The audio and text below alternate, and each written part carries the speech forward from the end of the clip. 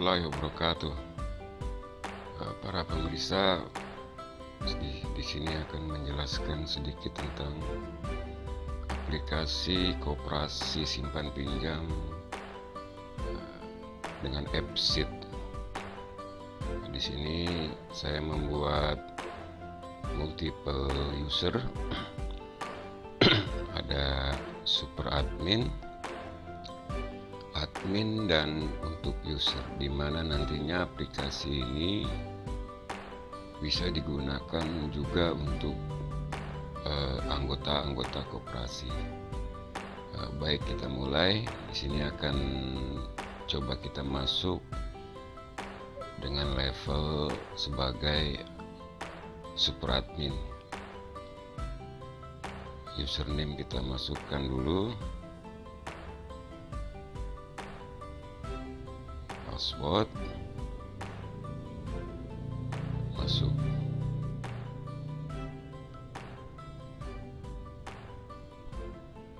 Ada beberapa tampilan menu di sini. Ada simpanan anggota, pinjaman anggota, setoran pinjaman, laba koperasi atau profit koperasi, buku kas, modal koperasi atau juga nanti bisa dimasukkan SHU atau sisa hasil usaha, ada neraca rugi laba, ada pengaturan untuk hak akses, dimana nanti di level super admin ini semua akses bisa terbuka, dan di level admin itu ada beberapa akses yang tidak terbuka, dan untuk user atau anggota koperasi hanya tampilan saja, dan semua anggota bisa melihat secara up to date, dan tampilan menu di setiap user itu berbeda-beda sesuai dengan level yang diberikan. Oke, kita coba. Di sini ada menu navigasi, ada 4 di sini. Ada profile pertama.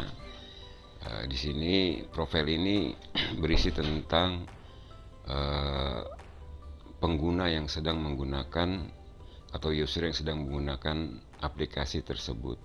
Di sini ada nama user tersebut, lalu bisa melakukan edit, baik itu edit untuk username-nya, password, atau mobile number, alamat, juga foto. Kemudian ada data transaksi atau riwayat transaksi. Ada data simpanan di sini, baik simpanan wajib ataupun simpanan sukarela. Lalu data pinjaman karena ini masih kosong. Kemudian ada data atau riwayat pelunasan juga masih kosong.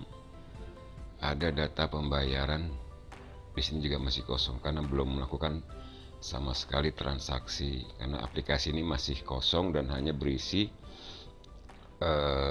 super admin saja. Lalu kita lanjut, balik lagi ke menu utama. Di sini ada beranda ya. Setelah itu ada chart, yang nantinya chart ini akan terisi dengan data pinjaman dan data laba pinjaman atau bunga pinjaman. Kemudian di menu navigasi yang keempat, yaitu anggota koperasi, karena masih di sini masih ada satu anggota, yaitu super admin. Oke, kita coba untuk menambahkan anggota yang lain. Kita ambil sebagai contoh saja. Ada nama di sini, kita isi, dan sini wajib. Coba kita isi dengan nama Suherman. Username-nya kita kasih Herman saja, Herman 23. Lalu passwordnya kita isi dengan password standar 123456. Kita coba di sini si Herman ini akan kita jadikan sebagai admin atau sebagai input data. Kemudian kita masukkan mobile number atau nomor handphonenya. Contoh saja, kita klik asal di sini. Diawali dengan 62 ya, kode negara Indonesia 6208 sekian. Ini hanya sebagai contoh. Lalu ada keanggotaan di sini pada saat dia masuk anggota tanggal berapa. Kita isi saja tanggal sekarang, tanggal 18. Lalu di sini ada simpanan pokok, yang mana apabila ada anggota baru maka anggota tersebut harus syaratnya adalah harus memberikan simpanan pokok. Nah, di sini kita isi dengan angka katakan Rp100.000. Di sini alamat kita isi dengan Jakarta saja, Jakarta. Lalu foto di sini kita coba cari dari galeri, izinkan aplikasi untuk melihat galeri. Kita cari galeri di sini, kita gambar. Kita cari dulu ya, ini contoh saja, katakan ini sebagai standar saja. Lalu kita save. Masuk di sini nama Suherman, anggota kedua sebagai admin. Kita tambahkan lagi satu lagi yang sebagai user ya. Di sini kita kasih nama Hardi Purnomo namanya. Purnomo. Passwordnya kita isi dengan Hardi23. Hardi 23. Password kita isi dengan standar sama 3456. Nah, ini sebagai user karena adminnya sudah terisi. Kita isi juga dengan nomor handphonenya, diawali dengan angka 62 sebagai kode wilayah Indonesia. 08 sekian sebagai contoh saja. Tanggal keanggotaan juga sama. Simpanan pokok kita isi katakan Rp200.000. Alamat Bekasi umpamanya. Lalu foto kita ambil dari galeri sama. Lalu kita save. Dan muncul ada 3 anggota di sini sebagai super admin. Lalu anggota kedua sebagai admin. Oke. Anggota ketiga sebagai user. Kita back. Coba kita kita balik lagi ke beranda. Kita coba isi simpanan anggota. Di sini sudah masuk ada simpanan tadi berdasarkan simpanan pokok. Nah, ini 100.000. Ada Imam Mujono 100.000 dan Suherman 100.000. Nah, kita coba tambahkan tabungan yang lain. Tambah, kita pilih anggota yang akan menabung, katakan Suherman. Lalu kita pilih transaksi simpanan sukarela. Lalu kita isi jumlahnya, katakan 50.000. Oke, kita save. Maka data Suherman berdasarkan nama Suherman ada simpanan pokok 100.000 dan di sini ada simpanan wajib 50.000 dan saldonya adalah 150.000. Oke, kita lanjut ke beranda. Kita coba input satu-satu pinjaman anggota. Karena pinjaman ini masih kosong, maka coba kita tambahkan di sini. Kita pilih, katakan Suherman. Dia akan meminjam dana sebesar 2 juta rupiah. Oke, dengan tenor di sini katakan 2 bulan. Nah, langsung di sini tertera secara otomatis biaya adminnya, jumlah yang diterima berapa, bunga per bulan berapa, cicilan per bulan berapa, dan total pinjaman semuanya berapa. Ada sisa pokok juga berapa dan status belum lunas. Lalu kita save. Akan muncul di sini data Suherman. Kita balik lagi ke beranda, coba kita melakukan setoran pinjaman. Tapi sebelumnya kita coba lihat di laba koperasi atau profit koperasi berdasarkan pinjaman.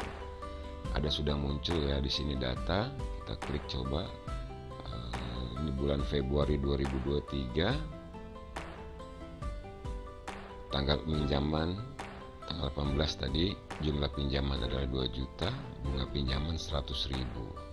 Oke, kita balik ke beranda, kita coba lihat setoran pinjaman. Kita coba input ID pinjaman. Kita lihat di sini karena Suherman yang baru melakukan pinjaman, kita coba saja Suherman. Lalu di sini secara otomatis akan ada angsuran pertama dan angsuran per bulan 1.020.000. Coba kita isi jumlah setorannya. Di sini apabila jumlah setoran yang kita isi melebihi atau kurang dari angka angsuran per bulan, maka akan terjadi error ya, penolakan dari data. Kita coba contoh 1.300.000 umpamanya. Kita coba tip, maka di sini tidak boleh ada keterangan jumlah setoran harus sama dengan angsuran per bulan. Oke, kita ulangi sesuai dengan angsuran per bulan, yaitu 1.020.000.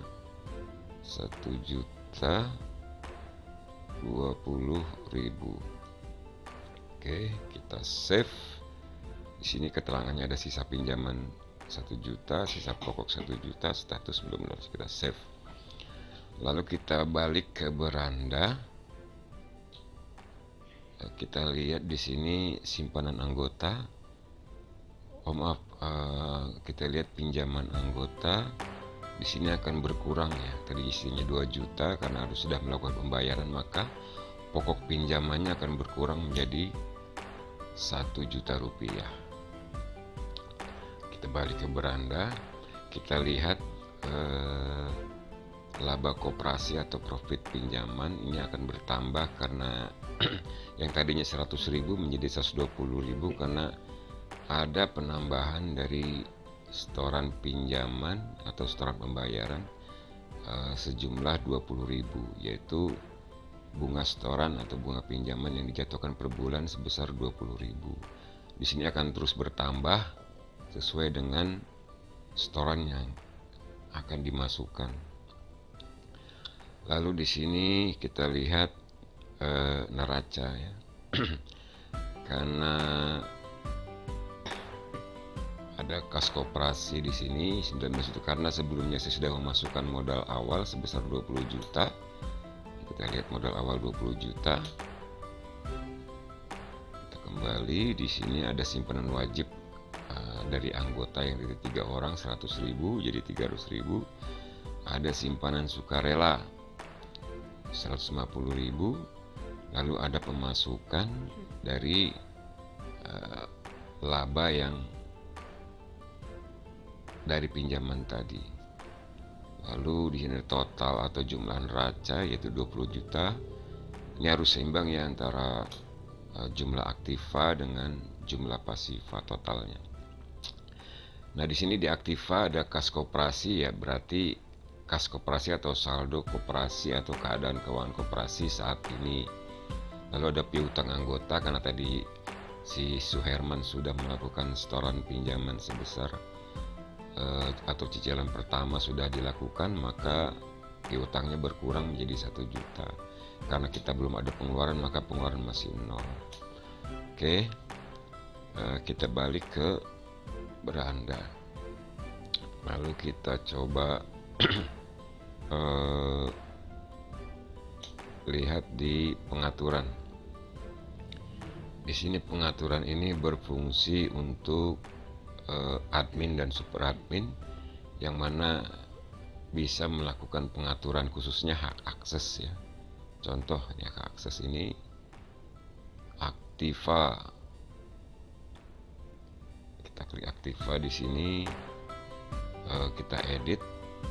Ini hak akses akan diberikan kepada, katakan contoh super admin yang pertama ini, dia apa saja yang bisa dilakukan. All change berarti semua bisa dilakukan, termasuk menambahkan, mengedit atau mendelete. Lalu ada admin sama all change. Kedua user read only, jadi hanya bisa melihat saja. Coba kita balik ke beranda, kita coba masukkan pinjaman berdasarkan user ya. Pinjaman anggota kita tambah, karena Hardi ini sebagai user kita klik, kita coba masukkan jumlah pinjaman tersebut, katakan 1 juta rupiah. Lalu kita pilih tenor 1 bulan, kita save. Sudah masuk Hardi Purnomo, ini sebesar 100.000. Lalu kita coba keluar dari aplikasi dan kita coba masuk lagi dengan menggunakan level user. Keluar,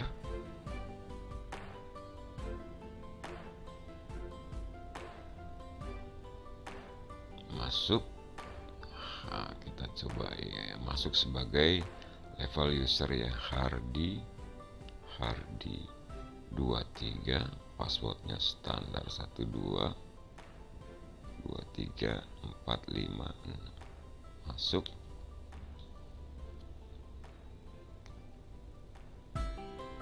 Oke, kita lihat di sini karena dia sebagai user, maka tampilan menunya pun tidak sama seperti tampilan pada super admin dan admin. Hanya karena user hanya bisa melihat saja, jadi hanya data-data yang penting yang bisa diperlihatkan, contoh laba koperasi atau modal koperasi, lalu neraca, jadi bisa melihat secara up to date semua anggota. Lalu profile juga bisa dilihat. Nah, karena tadi Hardi sudah melakukan simpanan wajib dan simpanan sukarela, maka ada saldo di sini sebesar 200.000 rupiah. Coba kita lihat riwayat simpanannya. Dia melakukan simpanan tanggal 18, simpanan wajib atau simpanan pokok tadi pada saat mendaftar sebagai anggota, dan kedua simpanan sukarela sebesar 100.000, maka saldo dari Hardi Purnomo adalah 200.000 rupiah. Lalu kita balik lagi ke riwayat pinjaman, karena tadi Hardi sudah melakukan